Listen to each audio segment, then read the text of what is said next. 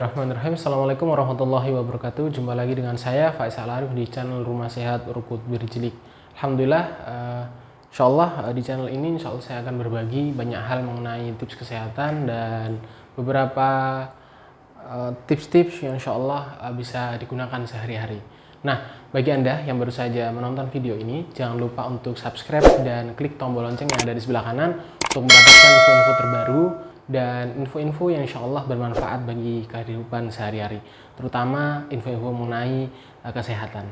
Baik, Alhamdulillah hari ini saya akan berbagi mengenai bagaimana kita sehat di bulan Ramadan. Nah, kita tentunya selama bulan Ramadan mengalami pola-pola yang sudah berubah, terutama pola tidur yang sudah berubah tentunya. Kemudian pola makan. Selanjutnya juga pola istirahat dan juga aktivitas tentunya juga berubah. Nah, karenanya perlu sekali untuk kita tetap sehat di bulan Ramadan ini. Bagi Anda yang saat ini sedang menjalankan puasa Ramadan, tentunya ada beberapa kendala. Biasanya yang memiliki sakit bawaan atau sakit yang sering kali muncul, terutama di masalah di lambung, pencernaan, kemudian juga masalah di asma dan di saluran pernapasan ya, dan juga di jantung bisa jadi. Biasanya di bulan-bulan Ramadan ini tentunya sering kali kambuh. Nah, karenanya kita penting sekali selain kita mengupayakan untuk sehat melalui pengobatan, baik itu mengobati sistem ya, pengobatan sistem, kita membenarkan struktur rangka seperti yang biasa dilakukan di Rumah Sehat Urkut Birjilik dengan metode pasal kasau. Tentunya biasanya juga yang kedua pengobatan dengan herbal atau obat-obatan yang insya Allah itu dimasukkan sebagai upaya untuk meredakan sakit, bahkan insya Allah bisa memperbaiki beberapa sistem tubuh untuk bisa lebih baik. Selain itu juga biasanya ada yang menjalani pengobatan secara output biasanya kita menyebutnya, atau seperti bekam, fasdu, kemudian lintah dan yang lain. Nah, tentunya selain kita mengupayakan pengobatan, penting sekali kita kemudian mempersiapkan diri dengan mengatur pola hidup kita agar lebih sehat. Nah, Bapak Ibu yang ada di rumah yang sedang menyaksikan video ini, coba kita mulai dari awal untuk melihat bagaimana aktivitas kita ketika bulan Ramadan. Kita tahu bahwa kita mulai beraktivitas, mulai sahur ya, kita mulai sahur, kemudian bangun, sholat tahajud, kemudian sahur, kemudian mulai langsung beraktivitas, sholat subuh, kemudian langsung dilanjutkan thalabul ilmi biasanya, taklim, atau kemudian juga ada yang tilawah, tadarus setelah subuh hingga waktu syuruk, kemudian langsung beraktivitas seperti biasa, ada yang kerja, sekolah dan yang lain, serta kita berpuasa hingga nanti di waktu berbuka. Dan setelah berbuka kita istirahat sebentar, biasanya menjalankan sholat maghrib, lalu dilanjutkan sholat tarawih hingga kita kemudian tilawah. Kurang lebih waktu kita istirahat cuma 4 jam di waktu malam. Nah, tentunya yang pertama harus kita pahami adalah bagaimana kita mengatur pola istirahat kita. Di video-video sebelumnya saya sudah menjelaskan bagaimana kita harus mengatur pola jam tidur kita. Kapan saja di waktu yang sempit ini kita bisa mendapatkan tidur yang berkualitas. Karena apa? Penting sekali tidur yang berkualitas ini untuk menjaga kesehatan kita. Tentunya di malam hari kita hanya cukup waktu untuk tidur kurang lebih 3-4 jam. Karena kita harus sholat tarawih dan kemudian kita istirahat sebentar, lalu kita sudah mulai tidur, lalu kemudian kita menuju ke sholat tahajud dan langsung kita sahur. Nah, selanjutnya kapan kita bisa mendapatkan tidur selain di jam-jam ini? Tentunya Anda bisa memanfaatkan waktu tidur sebelum duhur, sesudah duhur, dan kemudian sebelum asar. Nah, insya Allah di waktu-waktu itu kita sisihkan waktu sedikit, kurang lebih 1 sampai setengah jam sampai 1 jam untuk istirahat. Insya Allah itu akan menjadi pengganti tidur kita ketika malam. Nah, yang kedua adalah kita mulai mengatur pola makan kita. Nah, bagaimana kita mengatur pola makan? Nah, pola makan kita tahu bahwa kita makan ketika sahur dan berbuka. Nah, jangan sampai kita kemudian menambah makan ketika malam ya, karena kalau kita menambah makan ketika malam, maka sangat tidak nyaman ketika kita istirahat dalam kondisi usai makan gitu. Jadi itu juga nanti menghambat pencernaan tubuh kita dan kemudian mempengaruhi regenerasi sel-sel, karena ketika tidur usahakan memang tidak dalam kondisi kenyang. Kalau kenyang nanti tubuh akan berproses lagi dan dia tidak punya cukup waktu untuk istirahat. Nah, karenanya penting sekali kemudian kita menjeda. Jadi sebelum tidur memang setidaknya maksimal lah 1 jam sebelum tidur kalau ingin makan. Kalau kita tidur jam 10, kalaupun ingin mengulang makan, kalau tadi kita belum makan besar ketika berbuka, maka setidaknya kalau tidur jam 10 ya jam 9 lah, jam 9 atau setengah 9 kita sudah mulai makan, dan jam 9 sudah waktunya untuk tidak lagi makan. Jadi usahakan untuk makan waktunya juga harus diperhatikan, walaupun bebas ya, kalau siang kan tidak boleh makan, tentunya malam hari pun juga kita tetap atur. Nah, apa saja makanan yang harus dikonsumsi? Nah, tidak ada pantangan, artinya selagi makanan itu halal, kemudian dia baik, thayyib zatnya, maka bisa dikonsumsi. Tapi tentunya kita harus mempertimbangkan makanan-makanan, kita harus menghindari beberapa makanan-makanan yang ini bisa memicu kita menjadi lemah ketika berpuasa, atau kita menjadi letih, lesu, kemudian mudah capek ketika berpuasa. Nah, tentunya kita harus menghindari, yang pertama adalah hindari makan makanan yang dingin, makanan dingin, minuman yang dingin, misalnya minuman dingin seperti es, apapun macamnya, terutama juga minuman es yang itu olahan, jadi tidak berasal dari gula murni. Nah, segera itu dihindari. Karena apa? Karena minuman-minuman olahan atau es ini sendiri, ketika badan sejak pagi sampai kemudian sore hari, dari fajar hingga senja, kondisi badan dijaga suhunya untuk tetap hangat. Ketika kita langsung masukkan es, maka yang terjadi apa?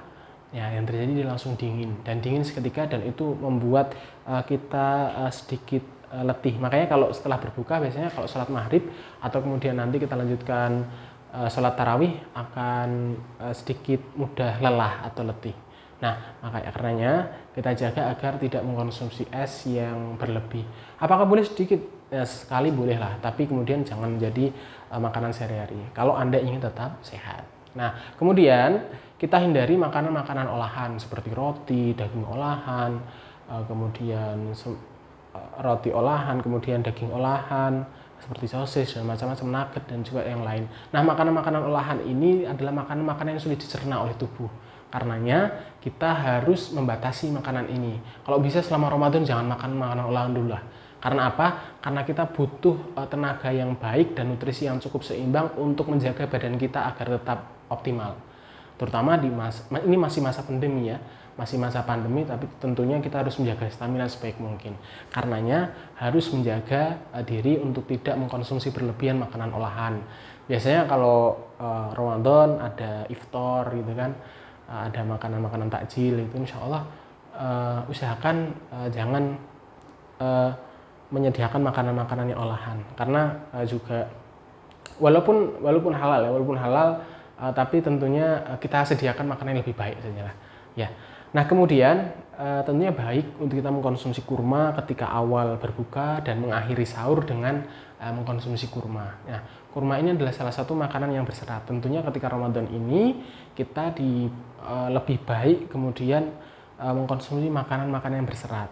Nah, mengkonsumsi makanan yang karbohidrat yang cukup seimbang, kemudian kita tetap butuh gula yang seimbang. Artinya di makanan kurma ini selain kemudian ada sunnahnya ya, tapi insya Allah dia juga menyehatkan. Artinya kita bisa mengkonsumsi kurma ini. Nah, jumlahnya pun bisa dibilang secukupnya. Tapi kalau disunahkan kan tiga. Jadi boleh lebih dari itu, boleh tentunya. Nah, kalau Anda masih merasa lapar. Nah, selanjutnya setelah pola makan, tadi sudah saya jelaskan pola makan apa saja. Yang pertama, jangan konsumsi es yang berlebihan. Yang kedua juga jangan mengkonsumsi makanan-makanan olahan yang berlebihan. Tentunya sedikit-sedikit bolehlah. Ya, selanjutnya setelah pola makan kita perhatikan, maka yang selanjutnya adalah bagaimana kita kemudian mengatur istirahat kita. Nah, istirahat tidak hanya pola tidur. Nah, istirahat berkaitan dengan bagaimana kita merelaksasikan tubuh. Nah, relaksasi yang paling baik adalah ketika kita membaca Al-Quran. Tentunya karenanya ketika bulan Ramadan, di waktu aktivitas yang cukup padat ini, kita siang hari masih bekerja, tentunya memperbanyak membaca Al-Quran insya Allah akan meningkatkan relaksasi dalam tubuh. Nah, relaksasi dalam tubuh ini insya Allah akan membuat kita lebih segar ketika memulai aktivitas-aktivitas. Karenanya jangan lupa untuk senantiasa membaca Al-Quran yang lebih.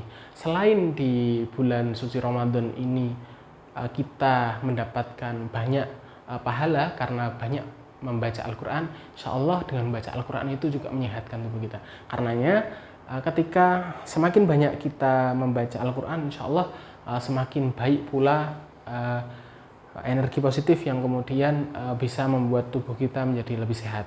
Karenanya efek dari relaksasi ketika membaca Al-Quran itu insya Allah akan sangat bermanfaat ketika tubuh kita sangat berat dalam beraktivitas. Artinya di bulan Ramadan ini tentunya kita sudah kurang dalam istirahat, kita juga makannya yang biasanya kita sarapan, kemudian kita makan siang, saat ini kita hanya makan sahur dan makan berbuka. Insya Allah dengan banyak membaca Al-Quran ketika siang hari itu semakin membuat stamina tubuh kita baik. Nah, insya Allah tips ini ketika kita menjalankan tips selama bulan Ramadan ini kita akan bisa menjadi lebih sehat. Tentunya ini dalam kondisi kita baik. Lalu pertanyaannya, apabila nanti saya merasa sangat lelah sekali dan kemudian juga sakit-sakit saya kambuh, tentunya ketika ini terjadi maka hal yang paling penting adalah Anda menambah jam istirahat dulu.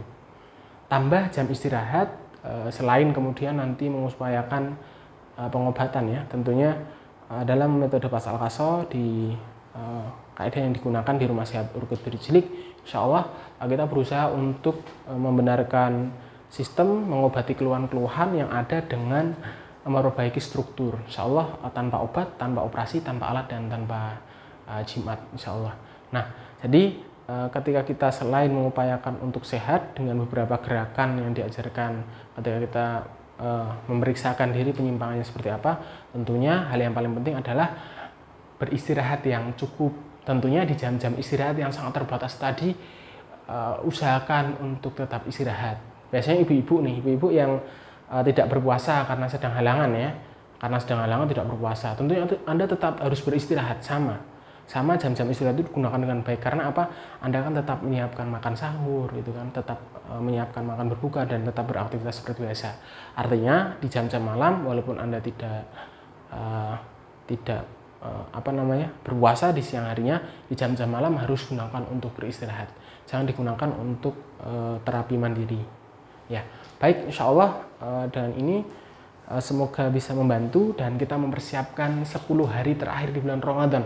Karena ada salah satu malam yaitu malam Lailatul Qadar, jangan lupa untuk kita mengupayakan bisa berdoa kepada Allah agar kita dipertemukan dengan malam Lailatul Qadar dan agar Allah menerima doa-doa kita, ibadah-ibadah kita selama bulan suci Ramadan, dan Allah kemudian mengampuni dosa-dosa kita, dan semoga Allah memudahkan segala urusan kita dan memudahkan kita dalam beramal solih.